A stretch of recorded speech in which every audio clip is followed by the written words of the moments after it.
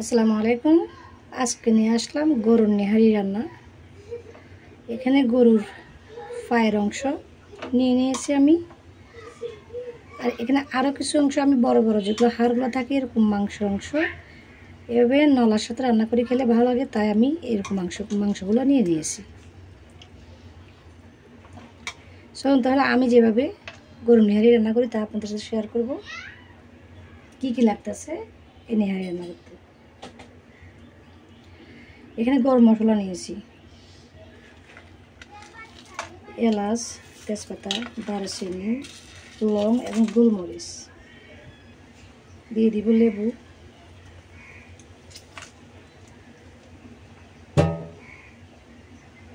বেশি করে পেঁয়াজ। গরুর পায়ের অংশটা ফুরার কারণে ফুরে পরিষ্কার করতে হচ্ছে, তো তাই দেখতে একটু কালো লাগে। এগুলো নিলে এরকমই হয়। দিয়ে দিচ্ছি লবণ, দিয়ে দিচ্ছি আদা ও রসুন, দিব হলুদের গুঁড়ি,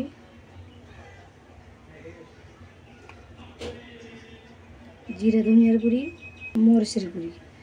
নেহারি রান্না করতে কিন্তু বেশি মরিচ দেওয়া যায় না, কারণ নেহারি খেতে হয় একেবারে ঝাল ছাড়া। দিচ্ছি কাঁচামরিচ।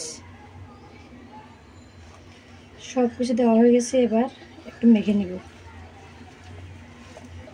মেখে নেওয়া হয়ে গেছে, এবার দিয়ে দিব আমি একটা হাঁড়িতে। যে পাতিলে আমি নেহারিটা রান্না করব সেখানে একটু পানি দিয়ে দিচ্ছি, দিয়ে দিচ্ছি সয়াবিন তেল। আর আপনারা চাইলে টক দই দিতে পারেন। আমি টক দইটা দিনে আসলে আমি একেবারে শুধু মশলার উপরে নেহারি রান্না করি। বাদাম, টক দই এগুলো আমার কাছে ভালো লাগে না, এটা কেমন স্বাদ চলে যায়, তাই আমি এটা পছন্দ করি না। বেশি করে পানি দিয়ে দিব।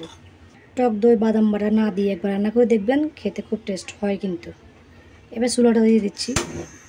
এবার নেহারিটা সিদ্ধ হওয়া পর্যন্ত অপেক্ষা করব, ততক্ষণ পর্যন্ত আমার সাথে থাকুন।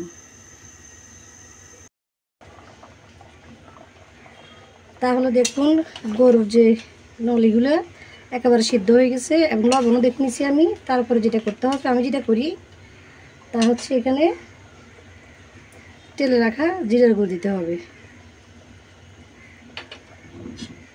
নলি কিন্তু এভাবে একটু ঝোল রাখতে হয়, কারণ এই নেহারি বা যেটাই বলেন না কেন নলি, এটার ঝোলটা খেতে বেশি টেস্ট। এবার আমি নামিয়ে নেব চুলা থেকে, তারপরে কিছু কাজ আছে। চুলায় একটা তেলের কড়াই বসে দিলাম। এবার তার মধ্যে সয়াবিন তেল দিয়ে দিচ্ছি, রসুন কুচি এবং সামান্য পেঁয়াজ কুচি দিচ্ছি, পাঁচফোড়ন। ভালো করে লাল লাল করে ভেজে নিতে হবে।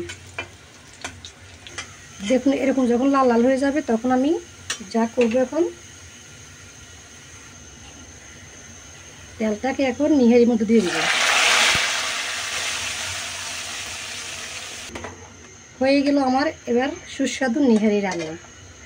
একেবারে সহজভাবে দেখেছেন আপনারা আমার এই গরুর নেহারিটা রান্না করলাম। কেমন লাগছে লুকটা বলেন দেখি নেহারি রান্নার। তাহলে আজকের রেসিপিটা এখানে শেষ করে বিদায় নিচ্ছি। সবাই ভালো থাকবেন। আল্লাহ হাফেজ।